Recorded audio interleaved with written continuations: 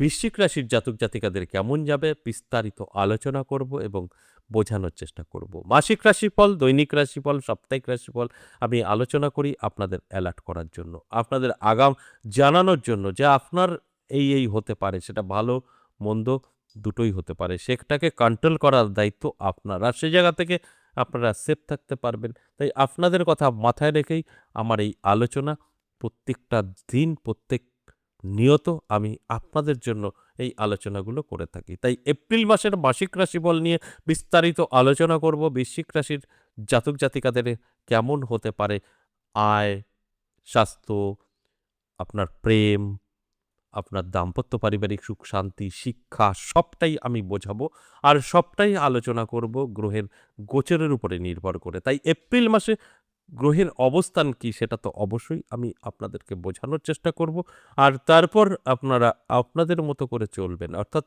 আপনাদের ভালো এবং মন্দ তো অবশ্যই বলবো, ভালোগুলো অ্যাপ্লাই করবেন, মন্দগুলো আপনার জীবন থেকে সরিয়ে দেবেন। সেক্ষেত্রে আপনি কিন্তু ভীষণভাবে হ্যাপি থাকতে পারবেন।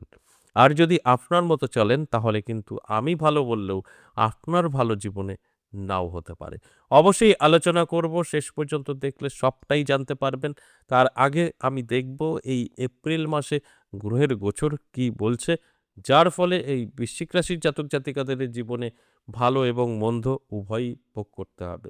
তাই ওভারঅল যদি বলি তাহলে সময়টা অবশ্যই এই মাসে ভালোই কাটবে।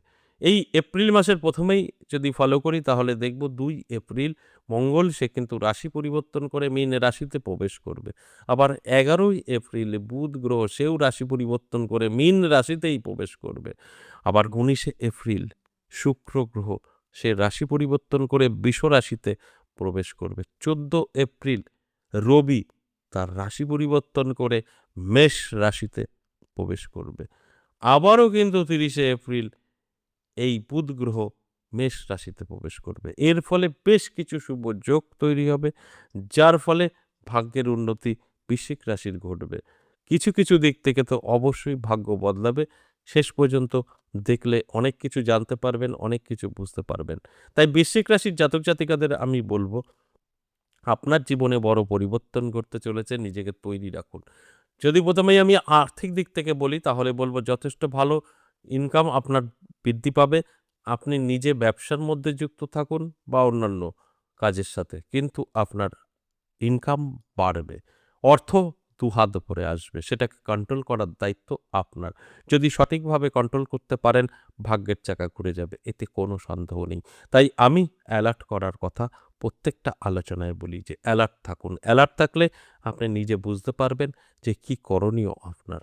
আপনার আর্থিক দিক থেকে ভালো, এটাই হচ্ছে শেষ কথা। সেটাকে ধরে রাখার অবশ্যই চেষ্টা করুন। এবং স্বাস্থ্য যদি বলি, স্বাস্থ্য ভালো থাকবে। স্বাস্থ্য নিয়ে কোনো রকম দুশ্চিন্তার কারণ নেই। শরীরের যত্ন নেবেন, রিচ খাবার থেকে দূরে থাকবেন, তাহলে আরও ভালো থাকতে পারবেন। শরীরের যত্ন কিন্তু আপনার নিতেই হবে। তারপর দেখবেন আপনি অনেকটাই ইজি ফিল করবেন। বেকারদের জন্য যদি বলি, বেকারত্ব দূর হতে পারে একটু পরিশ্রম এবং চেষ্টা আপনাদের করতে হবে। যদি আপনারা চেষ্টা করেন তাহলে কিন্তু অবশ্যই বেকার আপনার জীবন থেকে এই বেকারত্ব নামটা সরে যাবে। তাই চেষ্টা করতে হবে, সেটা যেকোনোভাবে নিজে কিছু করুন বা অন্যের অধীনে করুন।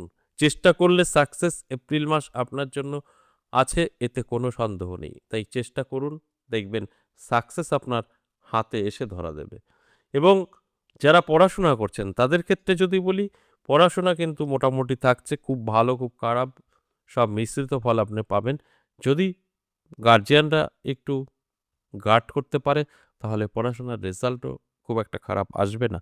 তবে নিজেদেরকে অবশ্যই এর পিছনে সময় দিতে হবে, তাহলে কিন্তু পড়াশোনার দিকটা যথেষ্ট ভালো থাকবে। দাম্পত্য পারিবারিক সুখ শান্তি ভালো থাকছে, স্বামী স্ত্রীর মধ্যে একটা সুসম্পর্ক বজায় থাকবে। নানা দিক থেকে কিন্তু আপনাদের সমস্যা মিটতে শুরু করবে সাংসারিক জীবনে। এর আগেও হয়তো আপনাদের অনেক সমস্যা ছিল, সেগুলো কিন্তু কেটে যাবে। আপনারা হ্যাপি এবং সুখী হতে পারবেন। এর ফলে আপনারা অবশ্যই অনেকটা দূর এগোতে পারবেন, সুখ শান্তি বজায় থাকবে। দাম্পত্য পারিবারিক সুখ শান্তি তো এক প্রকার ভালোই থাকবে, এতে কোনো সন্দেহ নেই। কিন্তু লাভ রিলেশন কেমন যাবে? দেখুন, লাভ রিলেশন যারা ১ বছর ২ বছরের পুরনো তাদের জন্য ভীষণ, ভীষণ ভালো। আর যারা একদম সদ্য ২-১ মাস এই রিলেশনে আসছেন তাদের ক্ষেত্রে কিন্তু খুব একটা ভালো নয়।